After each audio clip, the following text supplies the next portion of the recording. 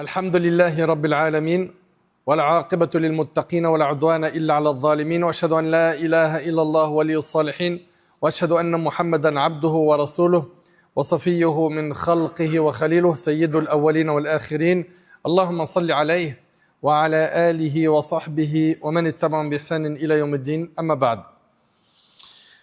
Le Ramadan, une joie sincère ou une simple habitude? Voilà le thème de notre prêche aujourd'hui.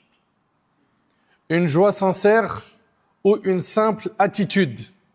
Chers frères et sœurs, l'être humain traverse dans cette vie des moments de joie et des moments de tristesse. Et la plus grande des joies est celle qui est pour Allah. La plus grande des joies, c'est lorsque tu ouvres le livre d'Allah, que tu le lis, tu le médites et tu le mets en pratique. La plus grande des joies, c'est quand tu viens à la mosquée. La plus grande des joies, c'est quand tu évoques Allah. La plus grande des joies, c'est quand tu invoques Allah. La plus grande des joies, c'est quand tu te rapproches d'Allah tabarak wa ta'ala. Car la joie en Allah subhanahu wa ta'ala et en ce qui s'y rattache est une joie permanente qui ne s'interrompt pas et ne s'épuise pas. Quant à la joie liée à ce bas monde et à ses plaisirs, elle est inévitablement éphémère. Son détenteur s'en séparera par la mort sans aucun doute. Alors que toi, cette joie que te procure al-ibada, cette adoration à laquelle tu consacres beaucoup de temps, non seulement elle te procure de la joie sur terre, mais tu retrouveras la plus grande des joies dans le paradis éternel qu'Allah subhanahu wa ta'ala a réservé à ses serviteurs pieux. Allah tabarak wa ta'ala nous dit dans le Coran concernant cette catégorie de gens qui se réjouit pour tout ce qui les touche dans ce bas monde et qui reste indifférent concernant l'au-delà. Allah nous dit à leur sujet وَفَرِحُوا بِالْحَيَاةِ الدُّنْيَا وَمَا الْحَيَاةُ الدُّنْيَا فِي الْآخِرَةِ إِلَّا مَتَاعٌ. Ils se réjouissent de la vie d'ici-bas, alors que celle-ci n'est que jouissance vile et éphémère en comparaison de l'au-delà. Les gens de la dunya, malheureusement, leur souci, c'est ce bas monde uniquement, qui est vil et éphémère. Et ils sont malheureusement insouciants par rapport à l'au-delà. Allah tabarak wa ta'ala nous ordonne de nous réjouir pour son dîn, sa religion. Allah azza wa jalla dit قُلْ بِفَضْلِ اللَّهِ وَبِرَحْمَتِهِ فَبِذَلِكَ فَلْيَفْرَحُوا هُوَ خَيْرٌ مِمَّا يَجْمَعُونَ. Dis-leur, c'est de la grâce d'Allah et de sa miséricorde qu'ils doivent se réjouir. Les savants du tafsir ont dit que la grâce et la miséricorde d'Allah désigne le Coran. Il a été dit l'islam, la foi ou encore le paradis. Donc pourquoi les croyants se réjouissent? Ils se réjouissent du livre d'Allah, de l'islam. Ils se réjouissent d'avoir la foi. C'est ça qui leur donne la joie. Alors que les gens de ce bas monde, ce qui les réjouit, c'est le matériel. Vous voyez la différence entre les deux mondes? Se réjouir de la grâce d'Allah et de sa miséricorde englobe la joie éprouvée envers son livre, la sunna de son prophète et les rites de sa religion. Ceux qui vivent cette joie ici-bas se réjouiront le jour du jugement auprès d'Allah. Le croyant se réjouit d'obéir à Allah. Pourquoi? Parce que cette obéissance pour Allah subhanahu wa ta'ala sera la cause de son salut dans l'au-delà. Ça sera la cause de son élévation en degrés dans le paradis. Le croyant se réjouit également des saisons d'adoration en raison de la diversité des actes d'obéissance qu'elles contiennent, de la multiplication des récompenses et de l'élan des cœurs vers Allah. Pendant le Ramadan, on le voit qu'énormément de cœurs sont dirigés vers Allah subhanahu wa ta'ala. Tout ça, c'est ce qui réjouit le croyant. Le prophète sallallahu alayhi wa sallam se réjouissait de l'arrivée du Ramadan et il annonçait la bonne nouvelle. Et il annonçait la bonne nouvelle de sa venue à ses compagnons. Radiyallahu anhum. Lorsqu'il évoquait le Ramadan, il mentionnait les privilèges qu'il renferme, tous liés au salut du péché et à la réussite par l'obéissance. Selon Abu Hurayra radiyallahu anhu, le prophète sallallahu alayhi wa sallam a dit « Le mois du Ramadan vous est venu. C'est un mois béni qu'Allah vous a imposé de jeûner. » Écoutez bien, c'est un mois béni qu'Allah vous a imposé de jeûner. Durant ce mois, les portes du paradis sont ouvertes, les portes de l'enfer sont fermées et les démons sont enchaînés. Dans ce mois, il y a une nuit qui est meilleure que 1000 mois. Celui qui est privé de son bien est vraiment privé de tout bien. Le prophète, il annonce la bonne nouvelle en disant que c'est un mois béni. Et c'est quoi la bénédiction? La bénédiction, c'est l'accroissement et l'augmentation. Cela indique que les actes d'obéissance se multiplient pendant le mois de Ramadan. Tout comme s'y multiplie l'acquisition des bonnes actions et leurs récompenses, décuplées à des degrés que seul Allah subhanahu wa ta'ala connaît. Dans le hadith al-Qudsi qui est rapporté par l'imam al-Bukhari et Muslim sur Abu Huraira, le prophète a dit qu'Allah subhanahu wa ta'ala a dit « Le jeûne m'appartient et c'est moi qui en donne la récompense. Il délaisse son désir, sa nourriture et sa boisson pour moi. » La récompense du jeûne, il n'y a qu'Allah tabarak wa ta'ala qui la connaît. C'est une récompense qu'aucun calcul ne peut dénombrer. Car le jeûne, c'est faire preuve de patience. Et Allah a dit concernant les patients, « Innama yuwaffa as-sabiruna ajrahum bighayri hisab » Allah Ta'ala a dit, les endurants auront une récompense sans limite. Les endurants auront une récompense, ils auront une récompense le jour du jugement sans limite.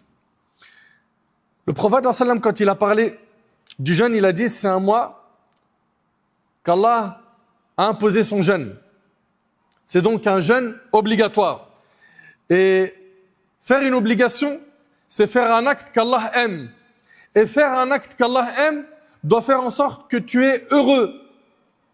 Allah tabarak wa ta'ala, dans le hadith rapporté par le Bukhari, a dit « Mon serviteur ne dispose pas d'un moyen de se rapprocher de moi qui me soit plus cher que l'accomplissement de ce que je lui ai imposé. » Ce qu'Allah il aime le plus, c'est que tu fasses les obligations religieuses.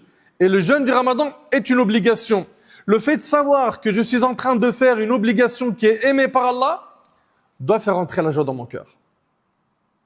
Doit faire rentrer la joie dans mon cœur. Il mentionna également, alayhi salatu wassalam, l'ouverture des portes du paradis et la fermeture des portes de l'enfer. Il évoqua également l'enchaînement des démons.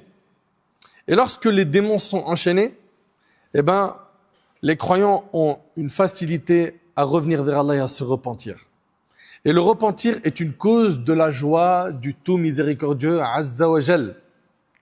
Anas ibn Malik radiyallahu anhu relate que le prophète sallallahu alayhi wa sallam a dit, écoutez bien, le prophète sallallahu alayhi wa sallam a dit, Allah est plus heureux du repentir de son serviteur que l'un d'entre vous qui retrouverait sa monture après l'avoir égaré dans une terre désertique et inhospitalière. Allahu Akbar.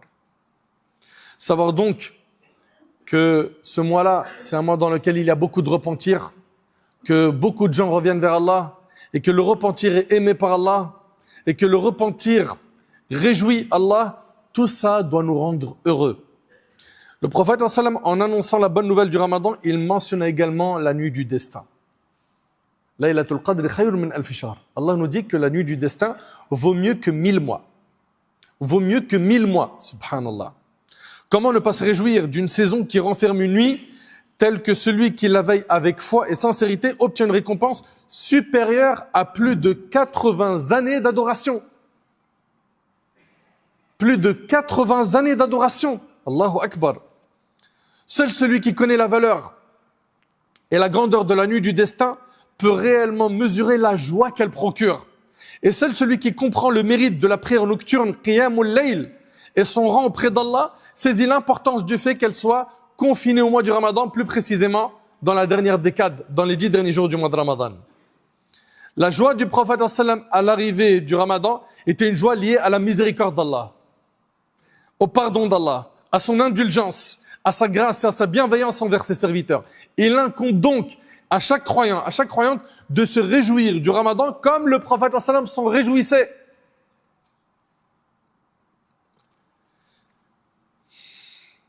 Et que la source de cette joie soit ce qu'Allah y a prescrit, l'obligation du jeûne, le mérite de la prière nocturne, la lecture du Coran, la générosité et les multiples formes de bienfaisance. Autant de causes de la miséricorde d'Allah et de son immense récompense pour les œuvres accomplies. Voilà pourquoi nous, on doit être heureux. On doit être heureux d'être dans une saison dans laquelle les bonnes actions sont multipliées. Dans laquelle on peut être affranchi du feu de l'enfer. Dans laquelle il y a une nuit qui vaut mieux que 1000 mois. Le croyant est heureux du Ramadan également pour ce hadith. Le prophète il a dit, il y a pour le jeûneur 2 joies. Une joie lorsqu'il rompt son jeûne. Oui, il est heureux quand il rompt son jeûne. Pourquoi? Parce qu'Allah lui a accordé le bienfait de pouvoir terminer son jeûne. Il lui a facilité de pouvoir terminer son jeûne. Et il est également content de pouvoir satisfaire ses désirs. Ce qui était interdit avant le Maghrib devient autorisé. On parle ici des actes qui à la base sont quoi? Halal pour lui. Donc, il y a pour le jeûneur deux joies. Une joie lorsqu'il rompt son jeûne et une joie lorsqu'il rencontre son Seigneur. C'est-à-dire que le jeûneur sera content d'obtenir l'agrément d'Allah et de ses bienfaits. Subhanallah. La joie lors de la rencontre de son Seigneur, elle sera due à la grande récompense qu'il va trouver le jour du jugement. Une récompense dont il aura énormément besoin le jour du jugement. Allah tabaraka wa ta'ala nous dit يَوْمَ تَجِدُ كُلُّ نَفْسٍ مَا عَمِلَتْ مِنْ خَيْرٍ مُحْضَرًا. Le jour où chaque âme trouvera devant elle le bien qu'elle aura accompli. Ce jour-là, le jour du jugement, chaque âme trouvera le bien qu'elle aura accompli sur terre. Allah Ta'ala dit également وَمَا تُقَدِّمُوا لِأَنفُسِكُم مِّنْ خَيْرٍ تَجِدُوهُ عِندَ اللَّهِ تَجِدُوهُ عِندَ اللَّهِ هُوَ خَيْرًا وَأَعْظَمَ أَجْرًا. Tout bien que vous avancez pour vous-même, vous le retrouverez auprès d'Allah, meilleur et bien mieux récompensé que ce que vous gardez pour vous-même ici-bas. Chers musulmans, chères musulmanes, les croyants comprennent la véritable joie du Ramadan, car ils savent qu'au bout de leurs efforts, et oui, il y a des efforts qui sont fournis, et je sais qu'il y en a beaucoup qui sont fatigués, ils manquent de sommeil. Physiquement, ils n'arrivent plus à tenir la cadence. Entre tarawih, entre le jeûne, les lectures de Coran, puis les occupations de la dunya, un tel travail ou une telle personne étudie. Je sais que tout ça c'est fatigant, mais rappelez-vous d'une chose, c'est que Ramadan il va passer très vite. Et la fatigue va partir, mais la récompense elle va rester. La récompense elle va rester bi'idhnillah. Donc les croyants comprennent la véritable joie du Ramadan car ils savent qu'au bout de leurs efforts les attend une immense récompense le jour du jugement. En revanche, on a deux catégories qui ne profitent pas. La catégorie des insouciants, qui passent leur temps à dormir. Qui passent leur temps à dormir. Qui ne pensent qu'à manger et à boire. Qui sont négligents. Qui perdent leur temps. Ces gens-là, s'ils ne se ressaisissent pas, ils risquent gros le jour du jugement. Et la deuxième catégorie qui ne profite pas malheureusement, c'est les gens de la débauche. Ceux qui sont attirés par les péchés. Ceux qui se sentent étouffés dans le mois de Ramadan. Comment peux-tu te sentir étouffé dans un mois dans lequel tu peux te repentir, dans lequel tu peux remettre les compteurs à zéro? Et attention, quand tu te repens, tes péchés, ils ne sont pas effacés. Ils sont transformés en bonne action. إِلَّا مَنْ تَابَ وَآمَنَ وَعَمِلَ عَمَلًا صَالِحًا فَأُولَٰئِكَ يُبَدِّلُ اللَّهُ سَيِّئَاتِهِمْ حَسَنَاتٍ. Allah il dit إِلَّا مَنْ تَابَ, sauf celui qui se repent. وَآمَنَ, qui croit et qui accomplit des bonnes œuvres, ceux-là, Allah changera leurs mauvaises actions en bonnes. Après un repentir sincère, tes péchés passés se transforment en bonnes actions. Donc ceux qui vont s'adonner au péché, tirez le frein et revenez vers Allah subhanahu wa ta'ala. Il y a de quoi pendant Ramadan être heureux d'avoir connu une saison comme celle-là, une saison bénie, dans laquelle on peut avoir énormément de récompenses, dans laquelle on peut devenir des meilleures personnes après le Ramadan. Et il faut qu'il y ait un avant-après Ramadan. C'est nécessaire. Détournons-nous des assemblées futiles, des mauvaises fréquentations, du monde des péchés. Attachons-nous pendant ce mois à la lecture du Coran, à la mosquée. Préservons notre jeûne, multiplions les bonnes actions. Allah tabaraka wa ta'ala, en parlant des serviteurs du tout miséricordieux, il nous dit La yashhaduna az-zur wa idha marru bil-laghwi marru kirama. Allah Ta'ala, en parlant des serviteurs du tout miséricordieux, nous dit ceux qui ne s'adonnent pas au faux et qui, lorsqu'ils passent devant ce qui est péché, s'en écartent noblement. Ça, c'est la description des serviteurs du tout miséricordieux. Et rappelez-vous qu'on a déjà mentionné ce hadith qui est rapporté par le Bukhari. D'après Abu Huraira, le prophète a dit celui qui ne délaisse pas les paroles et les actions interdites, alors Allah n'a aucun besoin qu'il délaisse sa nourriture et sa boisson. Pourquoi est-ce que le croyant il est heureux pendant ce mois? Il est heureux car les bonnes actions sont multipliées par des nombres que seul Allah connaît. Pourquoi est-ce que le croyant est heureux pendant ce mois? Car il accomplit une obligation. Et ce qu'Allah il aime le plus, c'est les actes obligatoires. Et tu dois aimer ce qu'Allah aime. Pourquoi est-ce que tu dois être heureux pendant ce mois? Car dans ce mois-là, il y a énormément de bénédictions. Car dans ce mois, énormément de gens reviennent vers Allah. C'est un mois dans lequel tu peux te repentir. C'est un mois dans lequel il y a la nuit du destin, qui vaut mieux que 1000 mois. C'est un mois dans lequel le prophète sallam était heureux, et c'est notre modèle, et on doit être heureux pour ce qui a procuré la joie au prophète sallam. Et en faisant les efforts nécessaires, tu peux gagner le paradis. J'implore Allah subhanahu wa ta'ala de remplir notre cœur de joie de sa religion. J'implore Allah subhanahu wa ta'ala de nous accorder la piété. J'implore Allah subhanahu wa ta'ala de nous accorder la véracité dans les paroles.